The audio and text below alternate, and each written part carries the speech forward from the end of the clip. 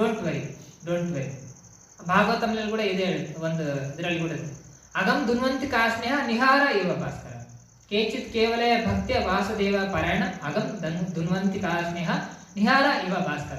ಸ್ವಲ್ಪ ಮಟ್ಟಿಗೆ ಯಾರು ಕೇಚಿತ್ ಕೇವಲ ಭಕ್ತಿಯ ವಾಸುದೇವ ಕೃಷ್ಣನ್ ವಾಸುದೇವನ್ ಭಕ್ತಿ ಯಾರು ಸ್ವಲ್ಪ ಮಟ್ಟಿಗೂ ಮಾಡ್ತಾರೆ, ಕೇಚಿತ್ ಕೇವಲ ವಾಸುದೇವ ಯಾರು ವಾಸುದೇವನ ಕೃಷ್ಣನ್ ಮಾಡಿ ಸ್ವಲ್ಪ ಮಟ್ಟಿಗೆ ಭಕ್ತಿ ಮಾಡಿದ್ರೆ ಅಗಂ ದುನ್ವಂತಿ, ಅಗ ಅಂದ್ರೆ ಪಾಪ, ಎಲ್ಲಾ ಪಾಪ ಅನಂತ ಜನ್ಮದ ಪಾಪ ರಾಶಿ ನಾಶ ಆಗೋಗುತ್ತೆ.